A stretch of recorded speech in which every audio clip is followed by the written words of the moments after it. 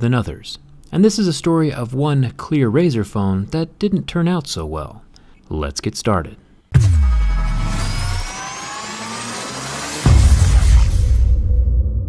So usually when I get brand new phones like this Razer Phone 2, I'm one of the first people to ever try and take them apart. Since manufacturers generally frown upon dissecting phones or fixing your phone yourself, there is zero instruction on how it's done.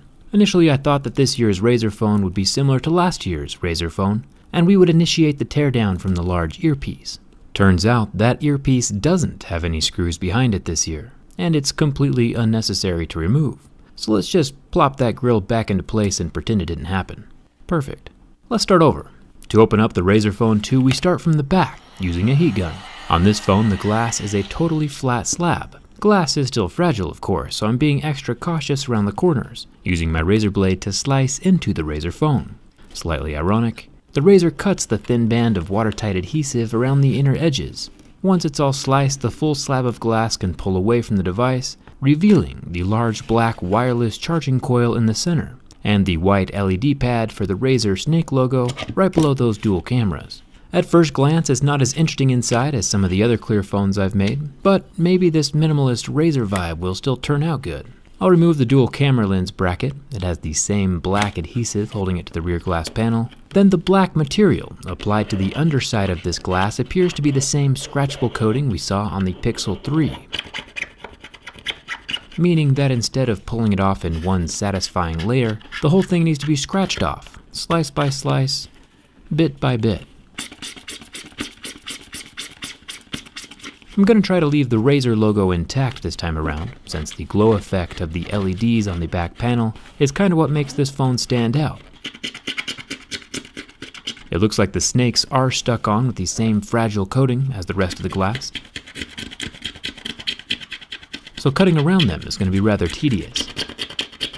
But it does give me plenty of time to think of more super funny phone jokes, like this one.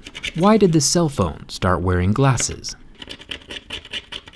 Because it lost all of its contacts. The hardest part of this whole project is the logo in the center. Trying to keep that clean and neat while scratching off all the black paint around it. The good news is that the surface of the glass panel is harder than my razor blade, so there is no Razer scratch marks on the surface of the glass. My fingers, on the other hand, are softer than the razor blade, but who needs all 10, right? In the end though, I was relatively successful in clarifying the back glass panel. It looks pretty slick, and no slices on my fingers. Thumbs up for that. I just wish the stuff underneath the glass inside the phone was more interesting to look at. A little bit of glass cleaner to get rid of any smudges, then I'll set the camera lens into place directly over the cameras, and then rest the glass panel back into the Razer 2. It's definitely unique looking. I think this is one of those cases where a pure transparent glass back might not be the best option. It might just need a more semi-transparent gradient blend of black and neon green on the glass. And of course a more interesting looking wireless charging coil. The Razer Phone 2 might just be one of the few phones that doesn't look good naked. What do you think? It's pretty hard to follow up the fantastic looking Pixel 3. Maybe I'll just put one of my extra skins on the back to make it look normal and pretend it never happened. Again, nailed it. I'll still be tearing down the Razer Phone 2 to check out the inner liquid cooling vapor chamber and to see if they upgraded their tiny vibrator this year. Hit that subscribe button if you haven't already. Come hang out with me on Twitter and Instagram, and thanks a ton for watching. I'll see you around.